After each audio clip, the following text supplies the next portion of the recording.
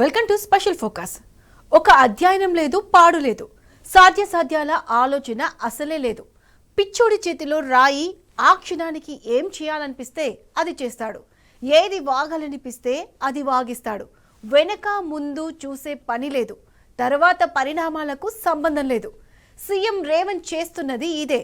శివారులోని 20 మున్సిపాలిటీలు, 7 నగరపాలికలను గ్రేటర్ హైదరాబాద్లో విలీనం చేస్తూ తీసుకున్న నిర్ణయాన్ని ఆయా ప్రాంతాల ప్రజలు ఎండగడుతున్నారు. ఇదేం పద్ధతి అంటూ ఇరగదీస్తున్నారు. ఇప్పటికే మేడ్చల్ జిల్లా అన్నదే సోయిలో లేకుండా చేసిన రేవంత్ రంగారెడ్డి జిల్లా ఉనికిని కూడా దెబ్బతీస్తున్నాడు. మున్సిపాలిటీలు అన్న మాటే లేకుండా మొత్తమే సఫా చేస్తున్నాడు. విలీనం పేరిట భారీ భూ కుంభకోణానికి తెరతీస్తున్నాడు. విలీన ప్రక్రియను పూర్తిగా ఆగమాగం చేస్తున్నాడు.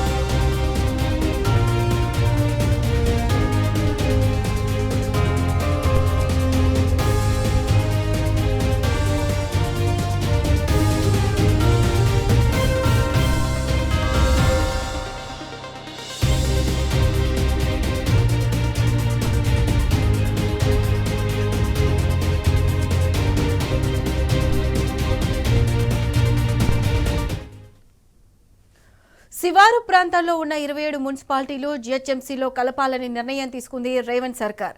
మేడ్చల్ జిల్లా, రంగారెడ్డి జిల్లాలో పెద్ద సంఖ్యలో మున్సిపాలిటీలు ఉన్నాయి. ఇప్పటికే మేడ్చల్ జిల్లాలో కొన్ని మున్సిపాలిటీలు జీహెచ్ఎంసీలో విలీనమయ్యాయి. దీంతో మేడ్చల్ జిల్లా ఉనికే కోల్పోయింది. ఇప్పుడు అదే బాటలో రంగారెడ్డి జిల్లా కూడా చేరింది.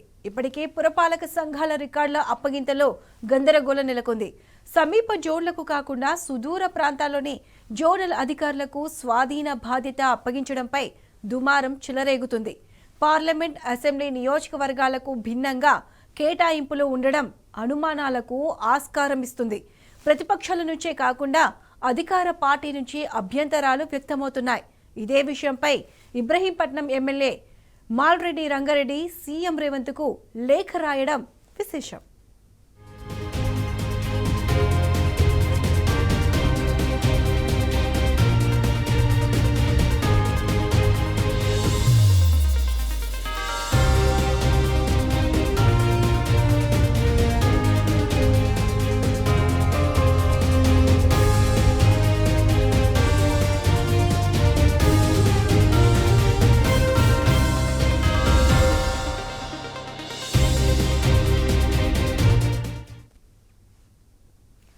అనాలోచిత నిర్ణయాలతో రేవంత్ జనంలో ఒక రకమైన అయోమయాన్ని సృష్టిస్తున్నాడు. ఇటీవల ఆయా పురపాలికల రికార్డుల స్వాధీనానికి సంబంధించి జారీ చేసిన ఉత్తర్వులు చర్చనీయాంశంగా మారాయి. ఇబ్రహీంపట్నం నియోజకవర్గంలోని ఆదిబట్ల, తుర్కమ్యాంజల్ మున్సిపాలిటీల రికార్డులను చార్మినార్ జోన్ కమిషనర్కు అప్పగించడం, మహేశ్వరం నియోజకవర్గంలోని బడంగ్పేట్ రికార్డులను చార్మినార్ జోన్కు, ఇదే నియోజకవర్గంలోని మీర్పేట్ రికార్డులు సహా తుక్కుగూడ రికార్డులను ఎల్బీ నగర్ జోన్కు అప్పగించాలని ఆదేశించడం చర్చకు దారితీసింది. పరిపాలన సౌలభ్యం కోసం తాత్కాలికంగా ఈ నిర్ణయం తీసుకున్నట్లు జీహెచ్ఎంసీ చెబుతున్నా భవిష్యత్తులో జోన్ల కేటాయింపు ఇలాగే ఉంటే రాజకీయ దుమారం తప్పదని చర్చ జరుగుతుంది. ఆయా పురపాలక సంఘాల ప్రజలకు అనువుగా ఉండేలా కేటాయింపు ఉండాల్సి ఉండగా రాజకీయ ప్రయోజనాలే లక్ష్యంగా అప్పగింతలు చేయడం తగదనే అభిప్రాయం సర్వత్రా వ్యక్తమవుతుంది.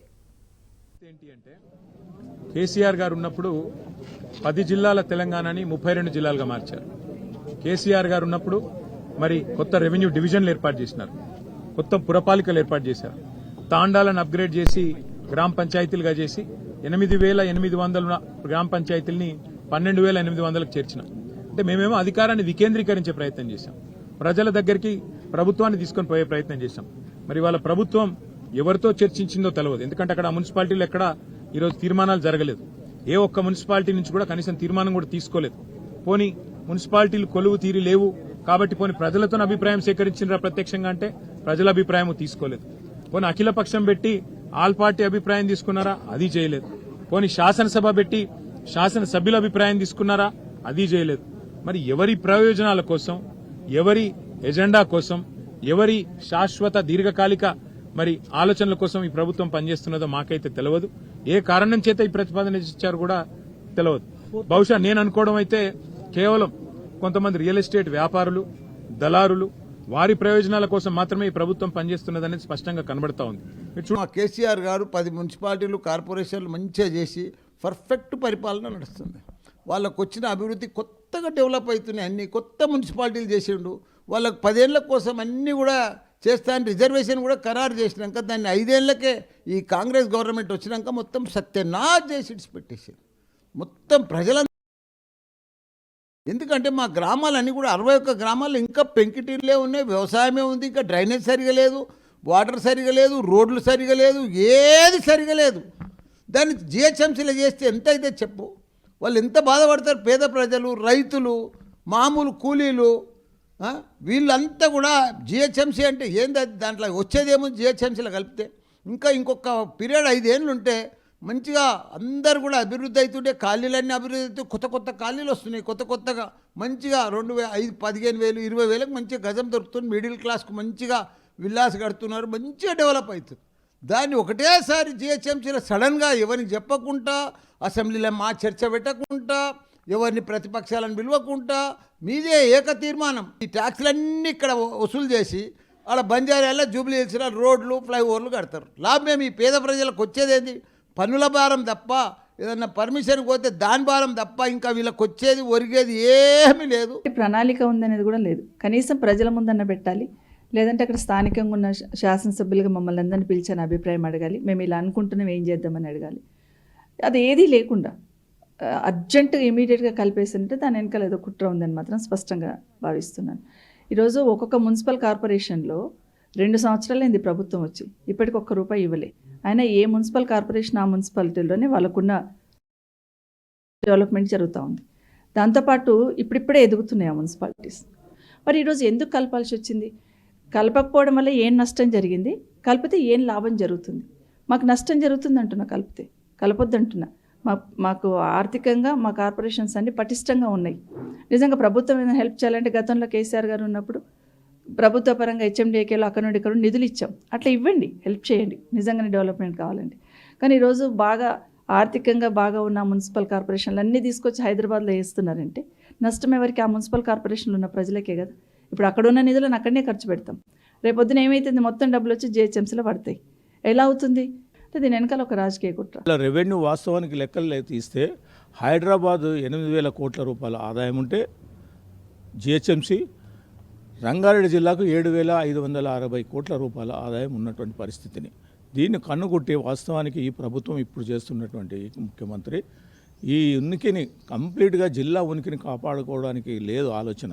జిల్లానే ఉనికి తీసేసేందుకు ఆలోచన ఉన్నటువంటి యొక్క రంగారెడ్డి జిల్లాను టోటల్గా మేడ్చల్ జిల్లాలను టోటల్ 27 మున్సిపాలిటీలను అంతా కూడా కలిసి జిహెచ్ఎంసీలో చేయడం జరుగుతూ ఉంది. ఇది ఎక్కడ న్యాయం? రాజకీయ ఉనికి కాపాడుకోవడానికే కాదు, ప్రజల యొక్క సంక్షేమం కోసం ఆలోచన చేయాల్సినటువంటి ఈ ప్రభుత్వం ఇవాళ ఎంత భారం పడుతుందో, రూరల్ ఏరియాలో ఉన్నటువంటిది ఎంత భారం పడుతుందో ఒకసారి ఆలోచన చేయాల్సినటువంటి పరిస్థితి. ఇవాళ రాజకీయంగా నువ్వు కక్ష సాధింపు కోసమో రంగారెడ్డి జిల్లాను లేకుండా చేయాలని ఒక తపన ఆలోచన పెట్టుకున్నటువంటి అసలు ఈ ప్రభుత్వానికి ప్రజల పట్ల అసలు చిత్తశుద్ధి లేదు.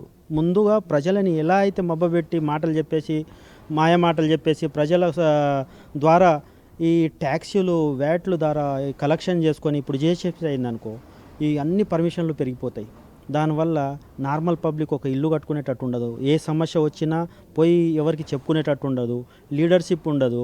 అసలు స్థానికంగా మేము ఉన్నామనుకో, ఇక్కడనే వార్డ్ ఆఫీస్, ఇక్కడనే మాది మున్సిపల్ ఆఫీస్ కాబట్టి ఏ సమస్యలు ఉన్నా కౌన్సిలర్లకో స్థానికంగా ఉన్న లీడర్లకో మాజీ సర్పంచులకో ఎవరికో చెప్పి పని చేయించుకునేది.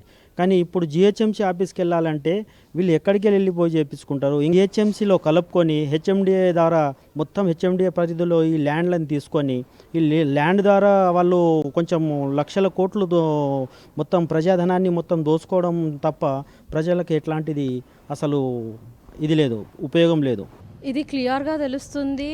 మన మున్సిపాలిటీ కానీ మున్సిపల్ కార్పొరేషన్కి ఇది తీవ్రమైన నష్టం అని తెలియజేయొచ్చు.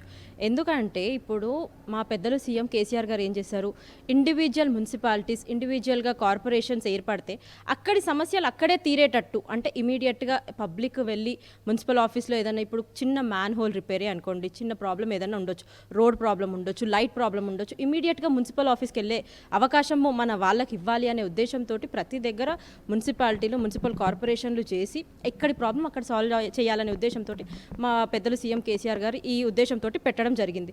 దాన్ని ఇవాళ వచ్చేసి జీహెచ్ఎంసీలో విలీనం చేస్తున్నామంటే మాకు అర్థం కావట్లేదు. అసలు ఏం చేద్దాం అనుకుంటున్నాడు, అసలు ఎక్కడికి తీసుకెళ్దాం అనుకుంటున్నాడు. ఇప్పుడు ఇంత పెద్ద మా జవహర్ నగర్లో దాదాపు 2 లక్షల మంది జనాభా, అందరూ కూడా పేదవాళ్ళే.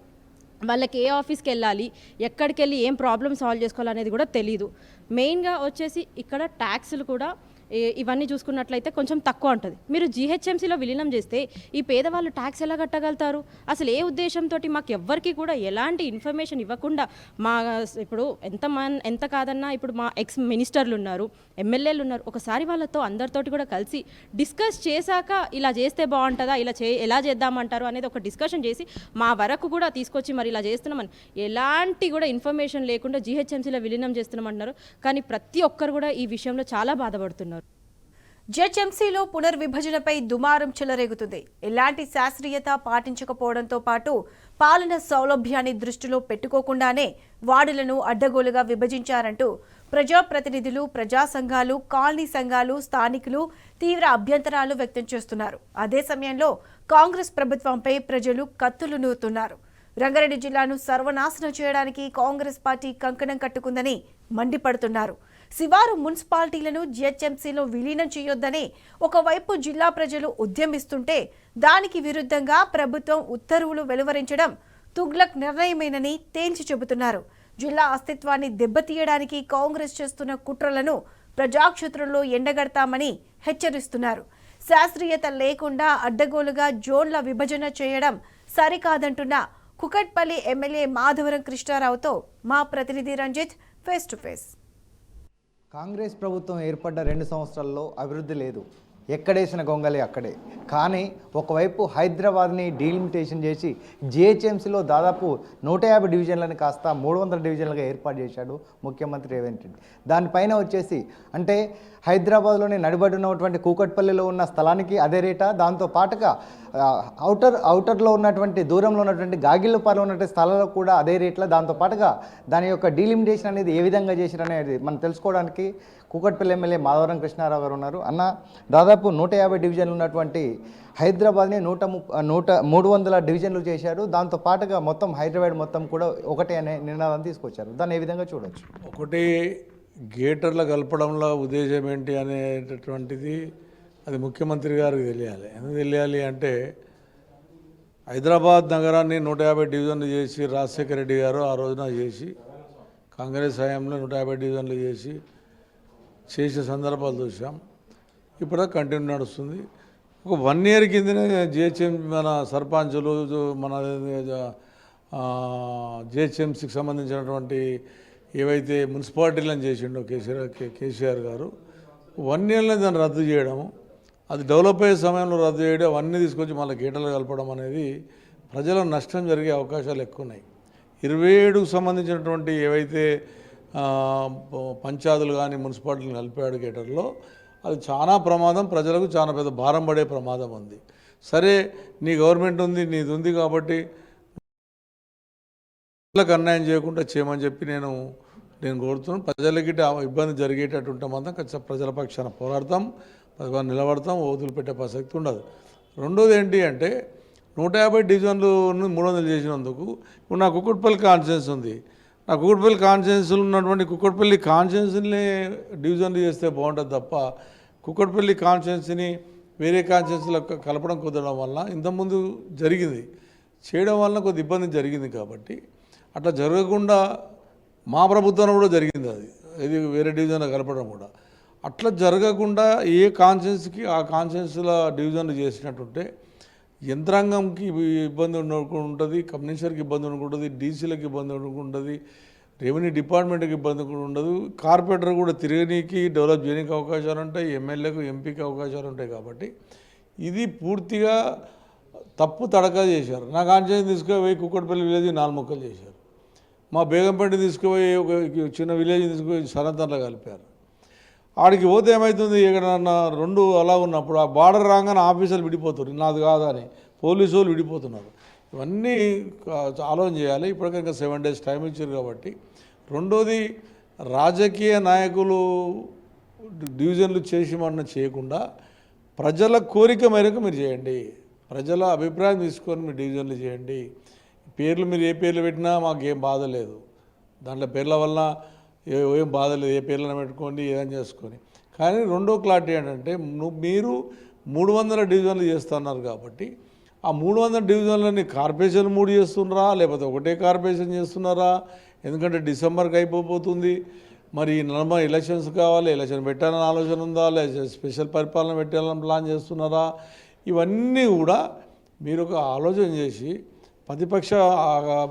ప్రతిపక్షాలు పిలిపించి రౌండ్ టేబుల్ సమావేశం ముఖ్యమంత్రి గారి సమక్షాన్ని కూర్చోబెట్టి ఇట్లా చేయాలనుకుంటున్నాము, హైదరాబాద్ నగరాన్ని ఇట్లా చేయాలనుకుంటున్నాము, గేటర్ని ఇట్లా చేయాలనుకుంటున్నాము, ఇట్లా చేస్తే బాగుంటుంది అని మీరు మనను చెప్తే మేము ప్రజలు చెప్పే అవకాశాలు ఉంటాయి. ప్రజలు వచ్చి సార్ డివిజన్లు చేస్తున్నారు, మరి ఏంటి 300 చేస్తురా, 100 చేస్తురా, 50 చేస్తురా అంటే ప్రజలు గెలిపించినటువంటి శాసనసభ్యునికి తెలియకపోతే రేపొద్దున ప్రజలు కూడా రాజకీయ నాయకులను కానీ ప్రభుత్వాన్ని విమర్శించే అవకాశాలు ఎక్కువ ఉంటాయి. కాబట్టి మీరు ఖచ్చితంగా ముఖ్యమంత్రి గారు, మీరు పురపాలక శాఖ మంత్రి కాబట్టి మీరు హైదరాబాద్ నగర్ ఉన్న ఎమ్మెల్యేలని ఏదైతే గేటర్లో కలిపిన ఎమ్మెల్యేలను పిలిపించి, ఎంపీలను పిలిపించి, ఎమ్మెల్సీలను పిలిపించి ఖచ్చితంగా ఒక అభిప్రాయం తీసుకొని చేస్తే బాగుండేది. ఇప్పటికైనా చేయమని చెప్పి నేను కోరుతాను. ఇప్పటికే ఈ 300 డివిజన్ల పేరు మీద కూడా దాదాపు 40 ఫిర్యాదులు జరిగినాయి.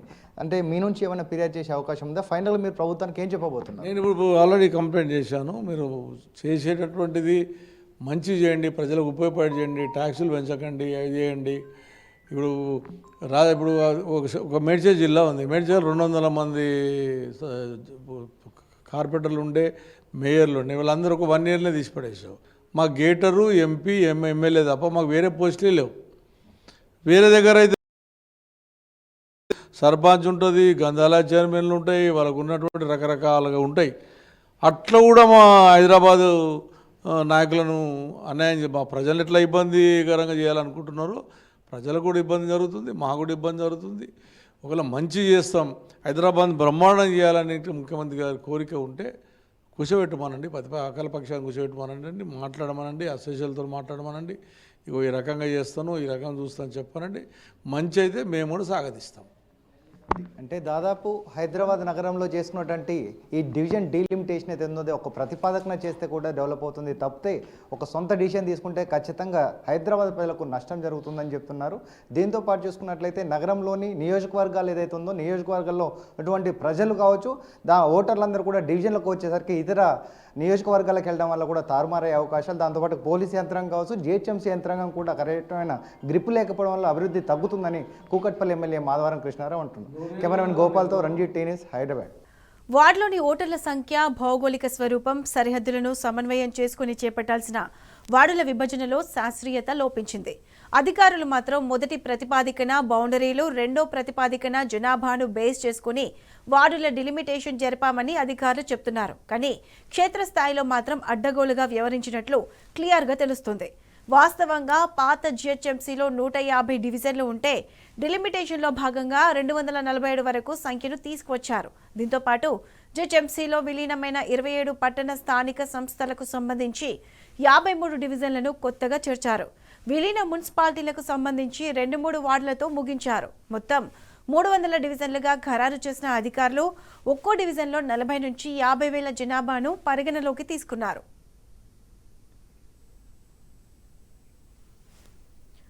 కానీ ఇక్కడే మెలిక పెట్టారు. తక్కువగా 25,000 జనాభా, ఎక్కువగా 55,000 జనాభాతో డివిజన్లుగా కొత్తవి ఖరారు చేశారు. ఉదాహరణకు తూకుంట, తెల్లాపూర్, శ్రీనగర్ కాలనీ ఇలా తక్కువ జనాభా కలిగిన డివిజన్లుగా చూపించగా చార్మినార్, ఖైరతాబాద్ నియోజకవర్గంలో చాలా వరకు పాత డివిజన్లను ఎలాంటి మార్పు చేయలేదు. ఇలా 42 డివిజన్లను కనీసం టచ్ కూడా చేయలేదు. ఈ 2 నియోజకవర్గాల్లో రాజకీయ మతలబుతోనే ఇలా వ్యవహరించారన్న చర్చ జరుగుతుంది. ప్రధానంగా మేయర్ ప్రాతినిధ్యం వహిస్తున్న బంజారాహిల్స్ డివిజన్కు యథావిధిగా ఉంచారన్న ప్రచారం దుమారం రేపుతుంది.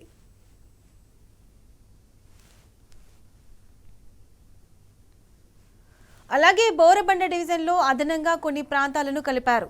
ఖైరతాబాద్ నియోజకవర్గంతో సంబంధం లేని ప్రాంతాలను ఖైరతాబాద్ డివిజన్లో కలపడంతో తీవ్రమైన సమస్యలు తలెత్తే అవకాశాలున్నాయి. కాగా జెడ్ఎంసీ యాక్ట్ను బూచిగా చూపించి పౌరులు ముందుగా ఎలాంటి మ్యాపులు విడుదల చేయకుండా ఆన్లైన్ అవకాశం ఇవ్వకుండా ఆగ మేఘాల మీద డిలిమిటేషన్ ప్రక్రియను ముగుస్తున్న తీరుపై తీవ్ర వ్యతిరేకత వ్యక్తమవుతుంది.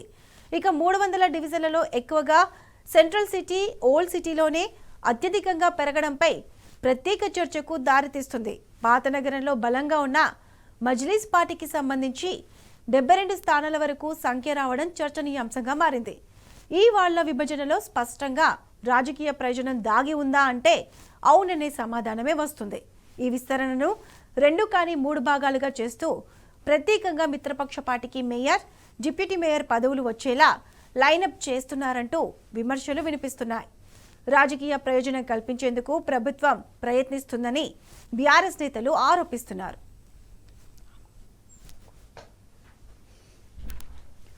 అదేవిధంగా వార్డుల విభజన ప్రక్రియపై చాలా సందేహాలున్నాయి. ఉన్న వార్డునే 2గా విభజించిన వాటికి సంబంధించి ఏ కాలనీలను ఎలా సర్దుబాటు చేశారన్నది అనుమానంగా ఉంది. ప్రాథమిక వివరాలను అధికారులు వెల్లడించినప్పటికీ అందుకు సంబంధించిన వార్డు మ్యాప్లను ప్రకటించకపోవడంతో స్పష్టత లోపించింది.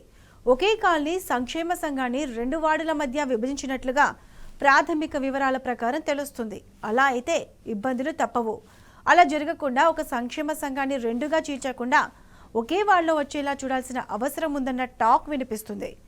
తప్పులు దొర్లిన దగ్గర సరి చేయవలసిన బాధ్యత అధికారులపై లేదా? డివిజన్లు ఏ విధంగా చేశారో ప్రజలకు సమాధానం చెప్పాల్సిన అవసరం లేదా? క్షేత్రస్థాయిలో పరిశీలించకుండానే కార్యాలయాల్లో కూర్చొని డివిజన్లు ఏర్పాటు చేస్తే తప్పులు జరుగుతాయని సోకాళ్లు ప్రభుత్వానికి తెలియదా? దీనిపై మరింత సమాచారం మా ప్రతినిధి కిరణ్ ద్వారా తెలుసుకుందాం.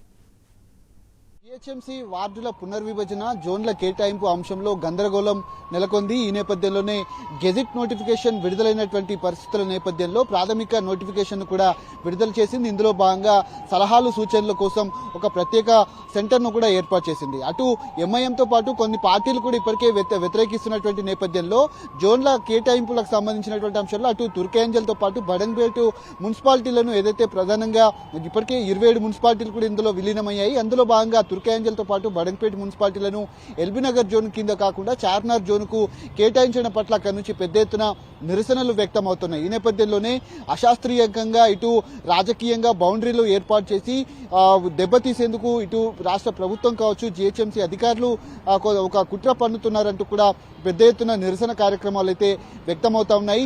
దాదాపు ఇప్పుడున్నటువంటి 150 డివిజన్లకు అదనంగా మరొక 150 డివిజన్లు వచ్చినటువంటి నేపథ్యంలో జిహెచ్ఎంసీలో వార్డుల పునర్విభజనకు సంబంధించినటువంటి అంశంలో ఒక వార్డులో ఉన్నటువంటి వాళ్ళను ఇంకొక వార్డులోకి, అంటే ఒక డివిజన్లో ఉన్నటువంటి ఎవరైతే ఉన్నారో వాళ్ళు ఇంకో డివిజన్లోకి పంపటం పట్ల కొంతమంది నుంచి కూడా పెద్ద ఎత్తున కుట్ర అయితే అటు నిరసన కార్యక్రమాలు అయితే వ్యక్తమవుతున్నాయి. ఇది అశాస్త్రీయంగా జరిగింది.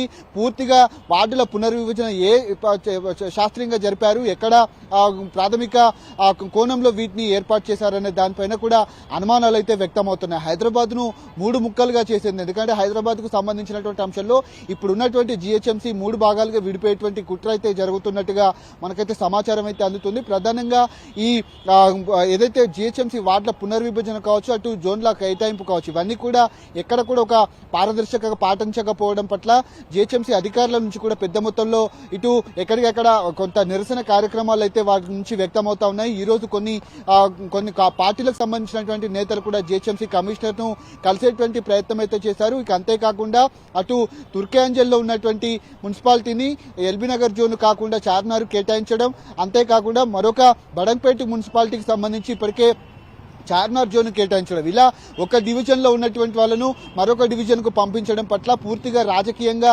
దెబ్బతీసేందుకు రాష్ట్ర ప్రభుత్వం కావచ్చు, జిహెచ్ఎంసీ కుట్ర పంతోందంటూ కూడా వాళ్ళంతా ఆగ్రహం వ్యక్తం చేస్తున్నారు. ఖచ్చితంగా కొన్ని మున్సిపాలిటీలలో ఉన్నటువంటి కొన్ని డివిజన్లు వార్డులు ఏవైతే ఉన్నాయో అక్కడ ఉన్నటువంటి వాళ్ళు పూర్తిగా హిందువుల ఓట్లు ఎక్కువగా ఉంటాయి, తమను తీసుకువెళ్లి ఇంకో డివిజన్లో పడిస్తున్నారు. ఖచ్చితంగా దీన్ని మేము వ్యతిరేకిస్తున్నాము. రాబోయేటువంటి రోజుల్లో పూర్తి స్థాయిలో తమకు మనుగడ లేకుండా పోతుందంటూ కూడా అభ్యంతరం వ్యక్తం చేస్తా ఉన్నారు. అటు రాజకీయ నేతల నుంచి కూడా విమర్శలు అయితే వ్యక్తం అవుతా ఉన్నాయి. ఈ నేపథ్యంలోనే జిహెచ్ఎంసీ వార్డుల పునర్విభజన ఒకంత గందరగోళానికి సృష్టిస్తోంది. 7 రోజుల పాటు అభ్యంతరాలు, సలహాలు, సూచనలు స్వీకరిస్తామంటూ కూడా చెప్పింది. 2 రోజుల నుంచి కూడా పూర్తి స్థాయిలో వార్డులను మార్చడం పట్ల కూడా ఏదైతే ఫిర్యాదులు ఎక్కువ మొత్తంలో వస్తూ ఉన్నాయి, అటు జోన్ల కేటాయింపు ఇదే ఫైనల్ కాకపోయినప్పటికీ ఖచ్చితంగా ఇదే జోన్లో కొనసాగిస్తారా, తమను ఎట్లా ఉంటుందనే దానిపైన కూడా పెద్ద ఎత్తున అటు రాజకీయ నేతల నుంచి కావచ్చు, స్థానికంగా ఉన్నటువంటి ప్రజల నుంచి కూడా ఆ విమర్శలు అయితే వ్యక్తమవుతుంది. ఒకంత 27 మున్సిపాలిటీలను అసలే కలపొద్దంటూ కూడా ముందుగా వాళ్ళంతా కూడా వ్యతిరేకించిన నేపథ్యంలో పూర్తి స్థాయిలో ఒక ఏదైతే గవర్నర్ నుంచి తీసుకొచ్చినటువంటి ఆర్డర్ను తీసుకొచ్చినటువంటి పరిస్థితి కనబడింది. ఇప్పుడు ఉన్నటువంటి ఆ ఆర్డినెన్స్ ను వ్యతిరేకించారు, కానీ పూర్తి స్థాయిలో చట్టరూపం కూడా దాల్చేటువంటి అవకాశం ఉన్న నేపథ్యంలో ఈ వార్డుల పునర్విభజనతో పాటు జోన్ల కేటాయింపు అంతా కూడా పూర్తిగా ఇబ్బందికి గురి చేసేటువంటి అవకాశాలు అయితే కనిపిస్తున్నాయి.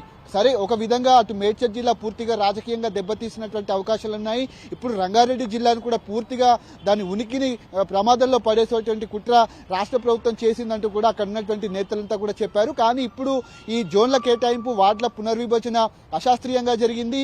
ఖచ్చితంగా వీటిని మరొకసారి పునర్విభజనకు సంబంధించినటువంటి బౌండరీస్ ఏవైతే ఉన్నాయో ఉన్నటువంటి వాళ్ళందరి నుంచి కూడా వ్యతిరేకంగా ఉన్నాయి. కాబట్టి ఖచ్చితంగా వాటిని మళ్ళీ పునర్విభజనకు సంబంధించినటువంటి లెక్క ఏదైతే వార్డుల పునర్విభజన పేర్లను కూడా పూర్తి స్థాయిలో ప్రకటించాలి. వాటి ఏవైతే భౌగోళికంగా ఉన్నటువంటి స్థానాలు ఏవైతే ఉన్నాయో ఆ బౌండరీస్ ను కూడా పూర్తి స్థాయిలో మార్చాలంటూ కూడా కొంతమంది నుంచి అయితే ఆగ్రహం రోజుల్లో ఈ వార్డుల పునర్విభజన కావచ్చు, జోన్ల కేటాయింపు ఏదైతే ఉందో దానిపైన ప్రత్యేకంగా జిహెచ్ఎంసీ కౌన్సిల్ సమావేశాన్ని కూడా ఏర్పాటు చేసేటువంటి అవకాశాలు అయితే మనకు కనిపిస్తున్నాయి. ఈ నెల 16వ తేదీన ఈ జిహెచ్ఎంసీ కౌన్సిల్ సమావేశంలో సభ్యుల అభిప్రాయాలు తెలుసుకున్న తర్వాత ఈ వార్డుల పునర్విభజన, జోన్ల కేటాయింపుతో పాటు బడ్జెట్ కు సంబంధించినటువంటి కేటాయింపులు ఏవైతే ఉన్నాయో ఆ బడ్జెట్ సమావేశాలు కూడా ఏర్పాటు చేయాలి. జిహెచ్ఎంసీ కౌన్సిల్ సమావేశాన్ని కూడా చూస్తా ఉన్నారు. ప్రస్తుతానికైతే ఈ రోజు జరగాల్సినటువంటి స్టాండింగ్ కమిటీ వాయిదా పడింది.